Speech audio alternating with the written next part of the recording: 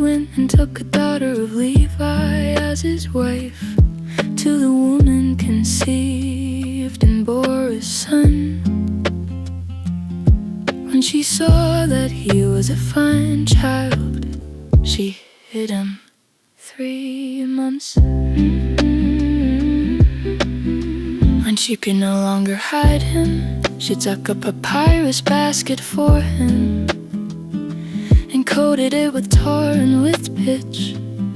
She put the child in it and laid it in the reeds by the river's bank. For his sister stood far off to see what would be done to him. 5 Pharaoh's daughter came down to bathe at the river. Her maidens walked along by the riverside. She saw the basket among the reeds and sent her servant to get it. 6 he opened it and saw the child, and behold, the baby cried. She had compassion on him and said, "This is one of the Hebrews' children." 7 his sister said to Pharaoh's daughter, "Should I go and call a nurse for you from the Hebrew women, that she may nurse the child for you?" 8 Pharaoh's daughter said to her, "Go." The young woman went and called the child's mother. 9 Pharaoh's daughters said to her, "Take this child away and nurse him for me, and I will give you your wages." The woman took the child and nursed it 10 the child grew. And she brought him to Pharaoh's daughter, and he became her son. She named him Moses and said, "Because I drew him out of the water." 11 in those days, when Moses had grown up, he went out to his brothers and saw their burdens. He saw an Egyptian striking a Hebrew, one of his brothers. 12, he looked this way and that way. And when he saw that there was no one, he killed the Egyptian and hid him in the sand. 13, he went out the second day, and behold, 2 men of the Hebrews were fighting with each other. He said to him who did the wrong, "Why do you strike your fellow?" He said, "Who made you a prince and a judge over us? Do you plan to kill me, as you killed the Egyptian?" Moses was afraid and said, "Surely this thing is known." 15, now when Pharaoh heard this thing, he sought to kill Moses. But Moses fled from the face of Pharaoh and lived in the land of Midian. And he sat down by a well. Now the priest of Midian had 7 daughters. They came and drew water and filled the troughs to water their father's flock. 17, the shepherds came and drove them away. But Moses stood up and helped them and watered their flock. 18, when they came to rule their father, he said, "How is it that you have returned so early today?" They said, "An Egyptian delivered us out of the hand of the shepherds, and moreover he drew water for us and watered the flock." 20, he sent to his daughters, "Where is he? Why is it that you have left the man? Call him, that he may eat bread." 21, Moses was content to dwell with the man. He gave Moses Zipporah, his daughter. 22, she bore a son, and he named him Gershom, for he said, "I have lived as a foreigner in a foreign land."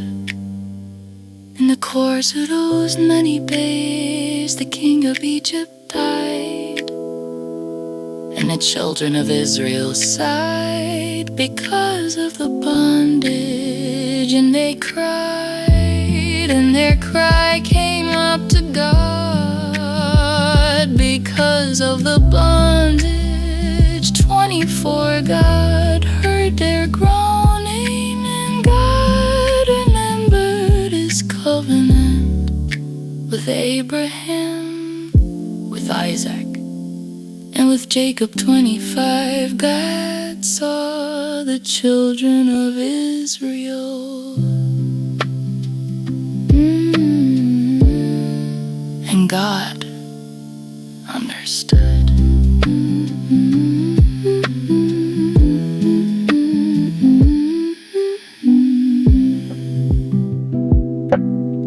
Now Moses was keeping the flock of Jethro, his father-in-law, the priest of Midian. And he led the flock to the back of the wilderness and came to God's mountain, to Horeb, to Yahweh's angel appeared to him in a flame of fire out of the middle of a bush.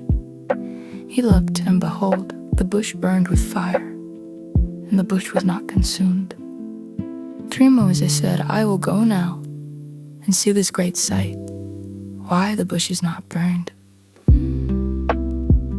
For when Yahweh saw that he came over to see, God called to him out of the middle of the bush and said, Moses, Moses. He said, Here I am. 5, he said, Don't come close, take off your sandals, for the place you are standing on is holy ground. 6, moreover, he said, I am the God of your father, the God of Abraham, the God of Isaac, and the God of Jacob. Moses hid his face because he was afraid to look at God. 7, Yahweh said, I have surely seen the affliction of my people who are in Egypt, and have heard their cry because of their taskmasters, for I know their sorrow is 8.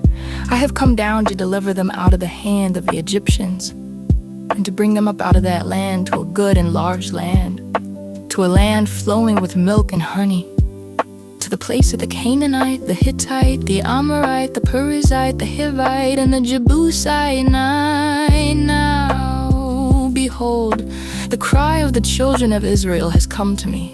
Moreover, I have seen the oppression with which the Egyptians oppressed them. 10, come now, therefore, and I will send you to Pharaoh, that you may bring my people, the children of Israel, out of Egypt. 11, Moses said to God, Who am I, that I should go to Pharaoh, and that I should bring the children of Israel out of Egypt? 12, he said, Certainly I will be with you. This will be the token to you that I have sent you, and you have brought the people out of Egypt. You shall serve God on this mountain. 13, Moses said to God, Behold, when I come to the children of Israel and tell them, the God of your fathers has sent me to you, and they ask me, What is his name? What should I tell them? 14, God said to Moses, I am who I am. And he said, You shall tell the children of Israel, I am has sent me to you. 15, God said moreover to Moses, You shall tell the children of Israel this, Yahweh, the God of your fathers, the God of Abraham, the God of Isaac, and the God of Jacob, has sent me to you. This is my name forever, and this is my memorial to all generations. 16, go and gather the elders of Israel together, and tell them, Yahweh, the God of your fathers, the God of Abraham, of Isaac, and of Jacob, has appeared to me, saying, I have surely visited you, and seen that which is done to you in Egypt. 17, I have said, I will bring you up out of the affliction of Egypt to the land of the Canaanite, the Hittite, the Amorite, the Perizzite, the Hivite, and the Jebusite, to a land flowing with milk and honey. They will listen to your voice. You shall come, you and the elders of Israel, to the king of Egypt, and you shall tell him, Yahweh, the God of the Hebrews, has met with us. Now please let us go 3 days' journey into the wilderness, that we may sacrifice to Yahweh, our God. And I know that the king of Egypt won't give you permission to go. No, not by a mighty hand. 20. I will reach out my hand and strike Egypt with all my wonders, which I will do among them. And after that he will let you go. 20. I will give this people favor in the sight of the Egyptians. And it will happen that when you go, you shall not go empty-handed. 22. But every woman shall ask of her neighbor, and of her who visits her house, jewels of silver, jewels of gold, and clothing. You shall put them on your sons, and on your daughters you shall plunder the Egyptians.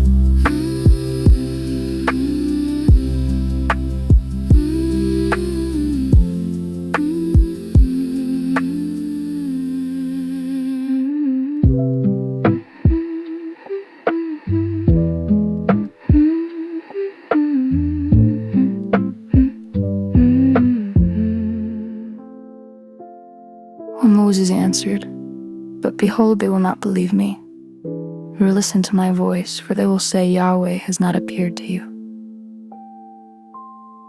Yahweh said to him, "What is that in your hand?" He said, "A rod." 3. He said, "Throw it on the ground." He threw it on the ground, and it became a snake, and Moses ran away from it. 5. He said to Moses, "Stretch out your hand and take it by the tail." He stretched out his hand and took hold of it, and it became a rod in his hand. 5. This is so that they may believe that Yahweh, the God of their fathers, the God of Abraham, the God of Isaac, and the God of Jacob, has appeared to you. Yahweh said furthermore to him, "Now put your hand inside your cloak." He put his hand inside his cloak, and when he took it out, behold, his hand was leprous, as white as snow. 7. He said, "Put your hand inside your cloak again." He put his hand inside his cloak again, and when he took it out of his cloak, behold, it had turned again as his other flesh. It will happen, if they will not believe you or listen to the voice of the first sign, that they will believe the voice of the latter sign, mine. It will happen, if they will not believe even these 2 signs or listen to your voice, that you shall take of the water of the river and pour it on the dry land. The water which you take out of the river will become blood on the dry land. 10. Moses said to Yahweh, "O Lord, I am not eloquent, neither before now, nor since you have spoken to your servant, for I am slow of speech and of a slow tongue." Yahweh said to him, "Who made man's mouth, or who makes one mute, or deaf, or seeing, or blind? Isn't it I, Yahweh? 12. Now therefore go, and I will be with your mouth, and teach you what you shall speak." 13. Moses said, "O Lord, please send someone else." Yahweh's anger burned against Moses. Then he said, "What about Aaron, your brother, the Levite? I know that he can speak well. Also, behold, he's coming out to meet you. When he sees you, he will be glad in his heart. 15. You shall speak to him and put the words in his mouth. I will be with your mouth, and with his mouth I will teach you what you shall do. 16. He will be your spokesman to the people. It will happen that he will be to you a mouth, and you will be to him as God. 17. You shall take this rod in your hand, with which you shall do the signs. 18. Moses went and returned to Jethro, his father-in-law, and said to him, "Please let me go and return to my brothers who are in Egypt, and see whether they are still alive."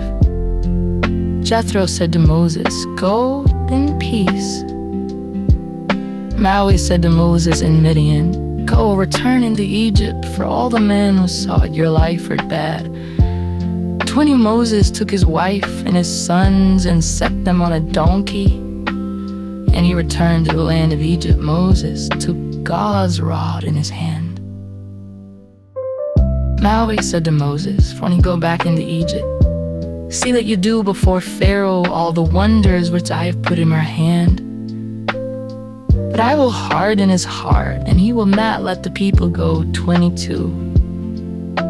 You shall tell Pharaoh, Yahweh says, Israel is my son, my firstborn. 20.